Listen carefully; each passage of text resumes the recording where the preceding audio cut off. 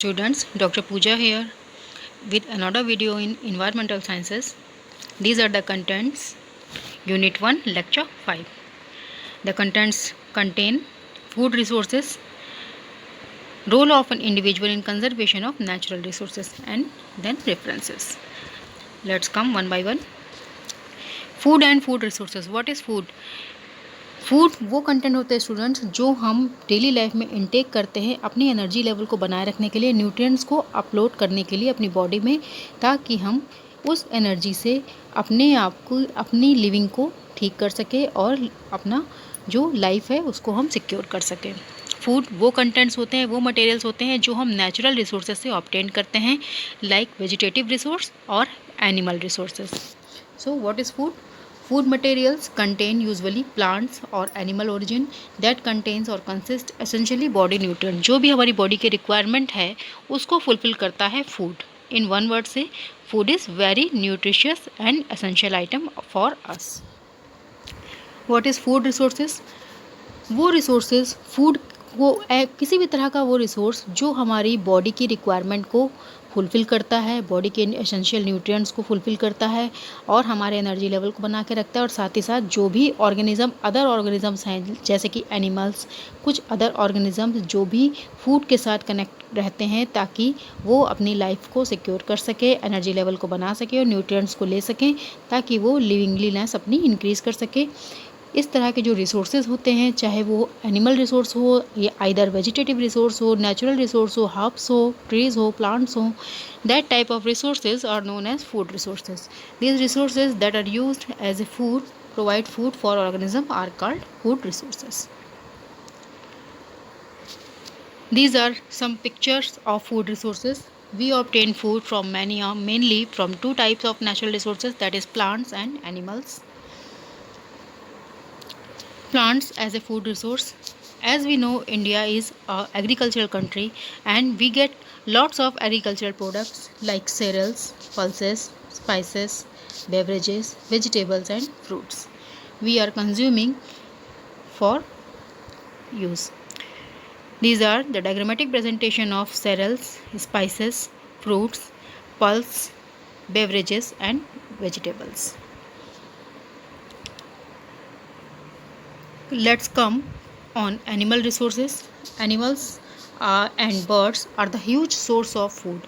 Animals जो जानवर होते हैं हमारे, वो भी हमारे कुछ ह्यूमन बींग्स ऐसे हैं जो एनिमल्स रिसोर्स को यूज़ करते हैं फॉर कंजम्पशन के लिए, अपनी एनर्जी लेवल को इंक्रीज़ करने के लिए, प्रोटीन को इंक्रीज़ करने के लिए। और कई जगह पर एनिमल्स को ईटिंग का एक कल्चर होता है कि एनिमल्स को वो खाते हैं। So animals and birds are a huge source of food for many organisms who are carnivorous and omnivorous। जो एनिमल्स को यूटिलाइज़ करते हैं एज ए फूड वो हमारे कार्निवोरस कहलाते हैं, एनिमल्स एंड बर्ड्स को।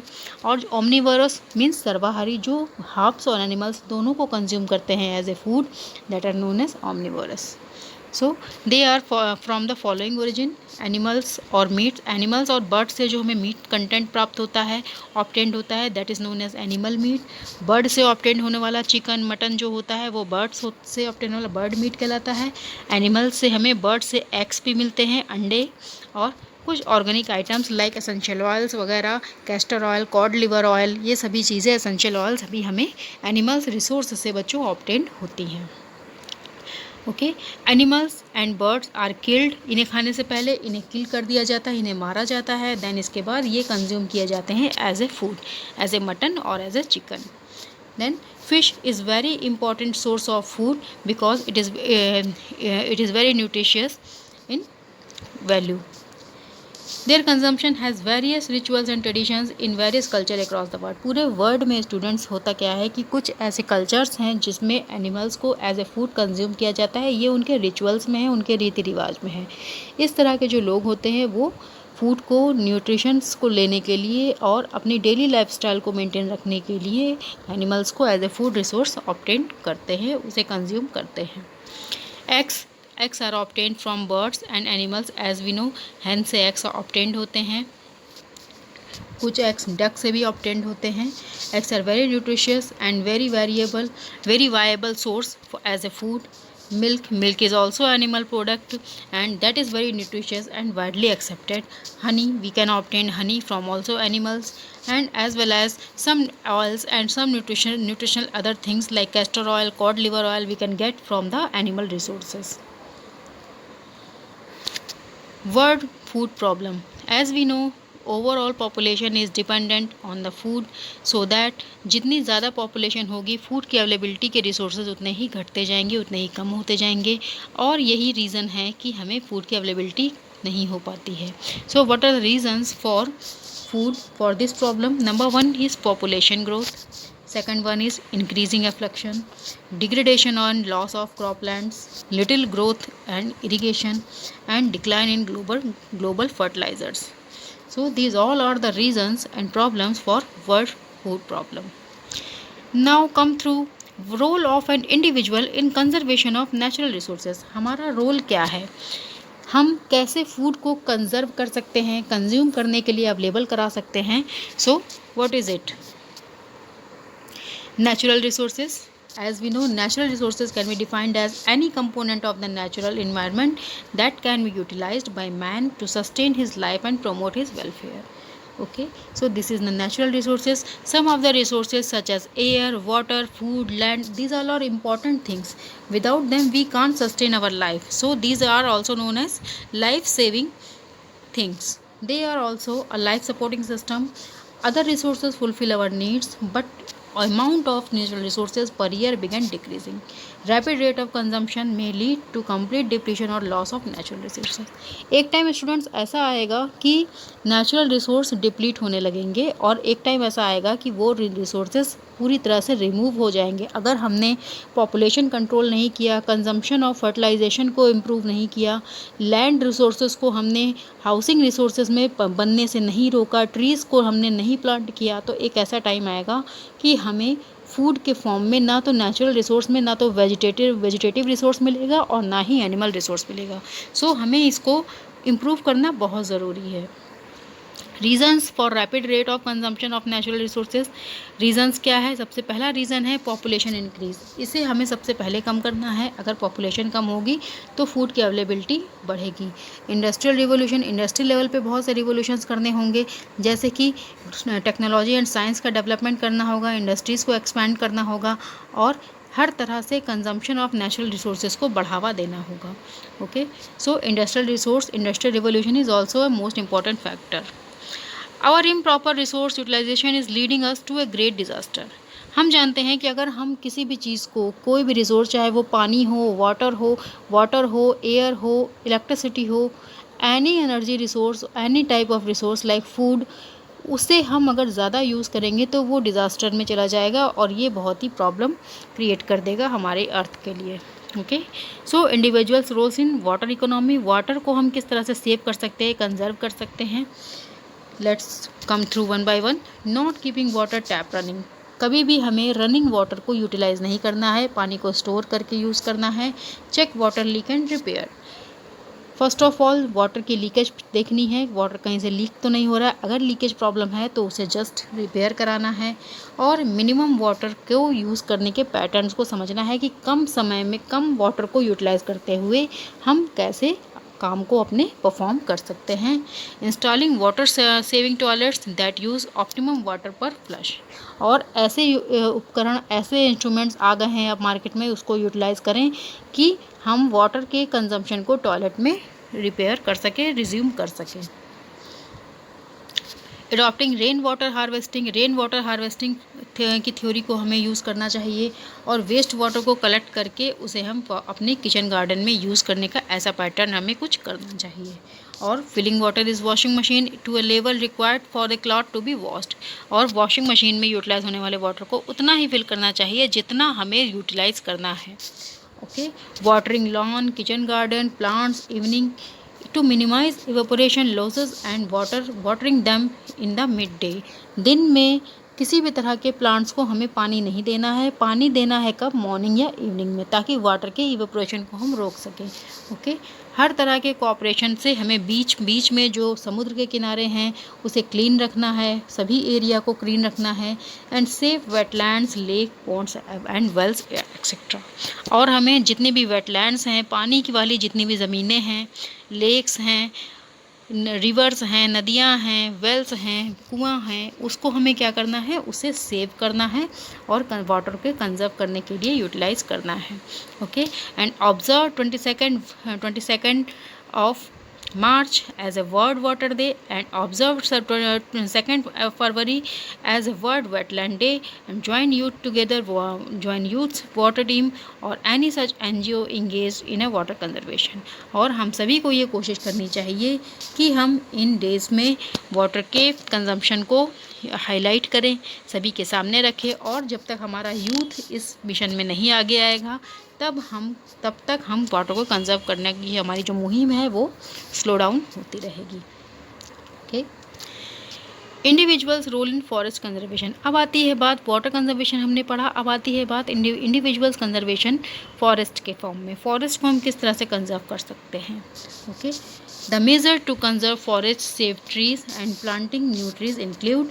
हम सबसे ज़्यादा पेड़ लगाएंगे तभी फॉरेस्ट का कंजर्वेशन होगा, और साथ ही साथ not uprooting the existing trees, जो भी पहले से लगे हुए पेड़ हैं उसको हम निकालेंगे नहीं, और प्लांटिंग को फास्ट करेंगे, और वहाँ पर और जो हाउसिंग एरिया है वहाँ पर उस अपने आसपास जो भी हर्ब्स हैं, शर्ब्स हैं, सूटेबल ट्रीज़ हैं अपने घर के आसपास उसे हम मेंटेन करेंगे। लॉन गार्डन, किचन गार्डन, इन सभी को मेंटेन करते हुए हम प्लांटेशन को इंक्रीज़ करते हुए फॉरेस्ट को कंजर्व कर सकते हैं।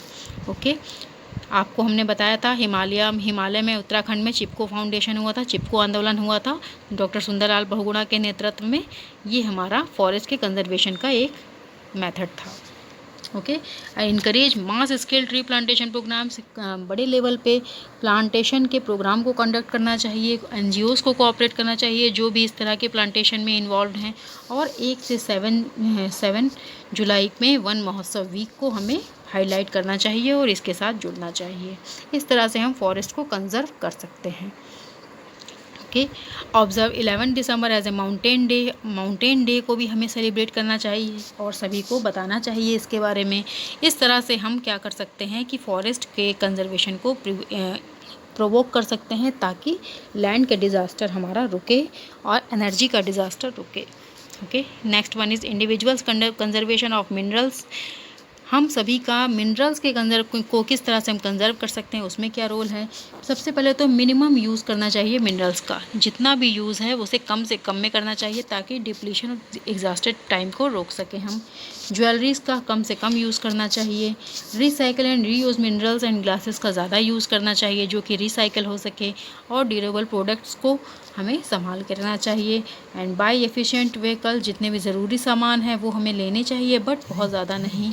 And next, repair and reuse bicycles को, साइकिल्स वगैरह हैं उसको रिपेयर कराना चाहिए, रीयूज़ करना चाहिए, और रिसाइक्लेबल यूटेंसिल्स को हमें जनरली यूज़ करना चाहिए जो कि मेटालिक हैं, मेटल्स के बने हैं, मिनरल्स के बने हैं।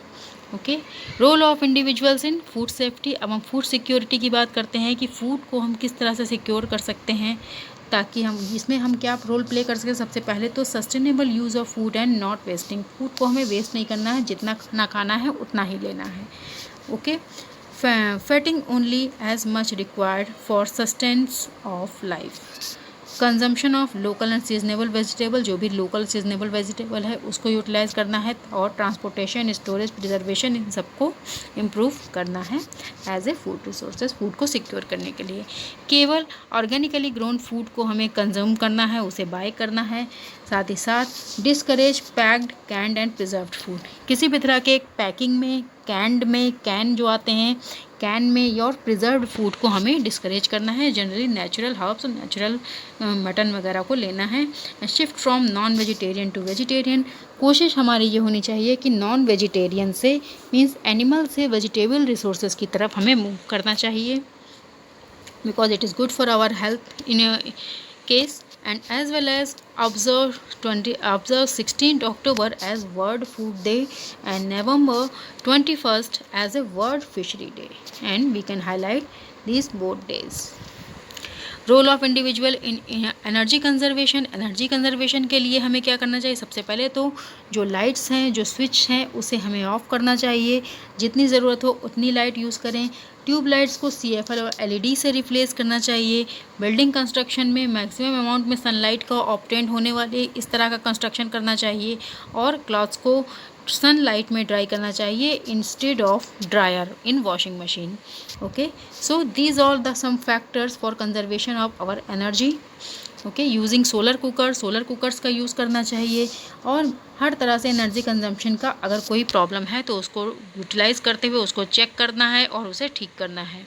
ऑटोमोबाइल्स, बाइसिकल, पब्लिक ट्रांसपोर्ट का यूज़ करना चाहिए। साथ ही साथ चेकिंग फ्यूल कंजम्पशन किस तरह से हम कर सकते हैं, फ्यूल को किस तरह से कंजम्प कर सकते हैं, उसको मिनिमाइज़ कर सकते हैं, ये सभी चीज़ें हमें एनर्जी कंजर्वेशन में आती हैं।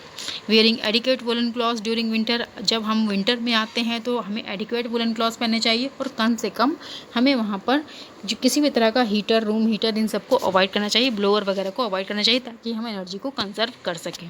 Okay, observe December 14 as world energy conservation day. 14 दिसंबर को as a world energy conservation day के रूप में हमें मनाना चाहिए, उसे हाईलाइट करना चाहिए। और यूथ की इसमें इंपॉर्टेंस बहुत है, बिना इसके सपोर्ट के कुछ भी नहीं हो सकता। 6th one is individuals role in sustainable agriculture and soil production. Sustainable agriculture के फील्ड में सॉइल प्रोडक्शन में हम किस तरह से अपना रोल प्ले कर सकते हैं? सबसे पहले तो reducing use of chemicals and fertilisers. Chemicals और फर्टिलाइज़र्स का रोल जो है उसे हमें रिड्यूस करना है। बायो फर्टिलाइज़र को यूज़ करना है और हर तरह से वाटर को इरिगेशन के फॉर्म में यूज़ करना है, ना कि वाटर लॉगिंग के फॉर्म में। ओके, छिड़काव करके पानी का यूज़ करना है ज़मीन में, धरती पर। वैसे हमें नॉर्मल सॉइल में यूज़ नहीं करना है, लॉगिंग के फॉर्म में यूज़ नहीं करना है। Okay, observe 23 December as a world farmers day. Observe 17 June as a desertification and deserts day. Observe November 21 to 27 as national land resource conservation week. इन सभी डेट्स को हमें हाईलाइट करना है ताकि लोग इसकी इम्पोर्टेंस को समझ सकें। Right,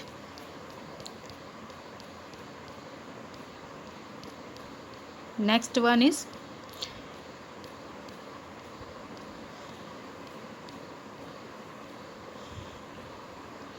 care for nature and share with others. This is the title for today's lecture, care for nature and share with others.